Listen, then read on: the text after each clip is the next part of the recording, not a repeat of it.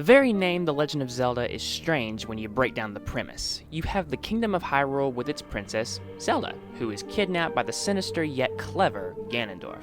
And while the name revolves around this kidnapped princess, she is not the main character. Nope, our main character is none other than Link, a boy who has the fate of destiny thrust upon him as he is called to adventure.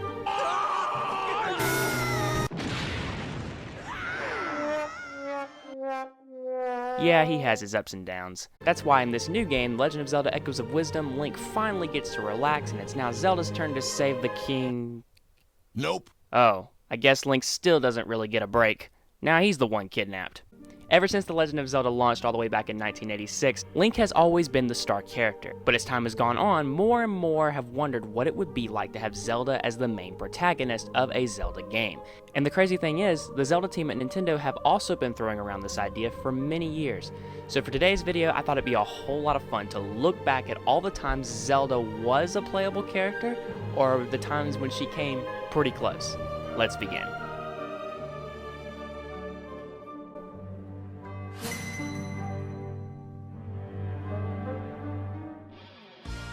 Up first is not a Zelda game per se, rather a Zelda spin-off. But even though it was a spin-off, Legend of Zelda producer Eiji Aonuma worked together with the developers at Koei Tecmo Games to make this game still feel like you were journeying as the hero through the vast lands of Hyrule. Only this time, it wasn't going to be through the dungeon-finding, puzzle-solving way that Zelda is known for. This was a game that had Link leading Hyrule's army against the one and only Ganondorf.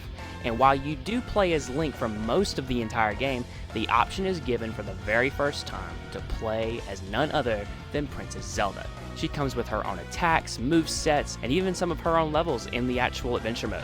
And for people wanting the princess to finally get some time in the spotlight, this was the game to play. The ability to play as Zelda only continued in Hyrule Warriors Age of Calamity. This game follows the same premise of leading Hyrule's army, only this time it is set in the world of Breath of the Wild and tells the story of mostly what happened before Link's 100-year nap. Whether it's canon or not, up for debate. But spin-offs aside, when has Nintendo actually added playable Zelda in a true Zelda game? Well, it actually has been done before, and if you aren't acquainted with this particular game, it's okay. It came out a pretty long time ago on the Nintendo DS, The Legend of Zelda Spirit Tracks. Spirit Tracks is one of two Zelda games for the Nintendo DS and takes place many years after The Wind Waker. The premise is simple. Link is training to become an engineer, and when he finally passes his test, Princess Zelda asks Link to escort her to the Tower of Spirits. However, this does not exactly go according to plan. You know, tracks disappearing, getting zapped and your soul taken out, a giant demon train with a Ganon face appearing out of nowhere, yet things are going perfectly fine. But it's this very cutscene that sets up Zelda's role as a playable character in this game. Because later, Link meets Zelda in her now spirit form, and they try once more to go to the Tower of Spirits. When they arrive, they are stopped by a large phantom knight, and just before it can attack, Zelda swoops in and saves the day. Congrats, Zelda, you're a knight now. With Zelda able to control the phantoms, this allows for the player to switch back and forth between her and Link and enables for more creativity when puzzle solving. For example, you might need a way to cross a giant river of lava. No problem when you have a princess who can possess a knight and carry you across. There are different phantoms with different abilities, and as Link and Zelda climb this huge tower, Zelda is granted the ability to light up dark rooms, roll through pesky obstacles, and even teleport to different locations. And this gameplay continues and grows all the way to the final fight at the end of the game. I have many fond memories with Spirit Tracks, and for this being the first real attempt in an actual Zelda game to give Zelda an actual spotlight and actual gameplay mechanics, I thought it was a really awesome way to start off. So what about the larger 3D games? Unfortunately, Princess Zelda hasn't been given the star role yet, but the idea has been thrown around. It was revealed by Nintendo in the Legend of Zelda Encyclopedia that a second quest featuring Zelda was in the works for the Legend of Zelda Skyward Sword, but never came into full reality. This encyclopedia was released in 2017, close to the release of the Legend of Zelda Breath of the Wild, which reads the following. During development, the team considered turning Zelda's adventure after she landed on the surface into a fully playable second quest. It never became a reality, but the setting of the story was used in the cinematics shown after the game's ending.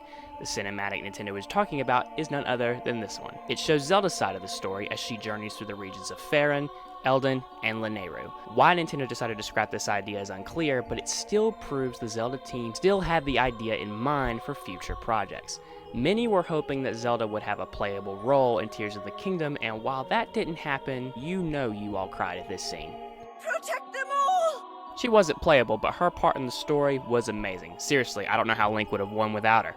After many years of Nintendo trying more and more to integrate Zelda into the gameplay, it's finally happening in September. We will be going on our first adventure in Hyrule with Princess Zelda as our protagonist, and I have no doubt that these ideas will carry over in future games, and it will only be a matter of time before Zelda is playable in a major 3D title. So what did you think of the long road that it has taken to finally get to this moment where Zelda is officially a playable character in her own franchise? Are you excited to finally be able to play as Princess Zelda in Echoes of Wisdom? Comment below and let me know. Have you played Hyrule Warriors Definitive Edition or Age of Calamity or Spirit Tracks? And what did you think of the Zelda experiences there? Comment below and let me know. And if you're new to the channel and this was your first video, consider leaving a like and subscribing. The support truly means the world. I enjoy interacting with all of you in the comments.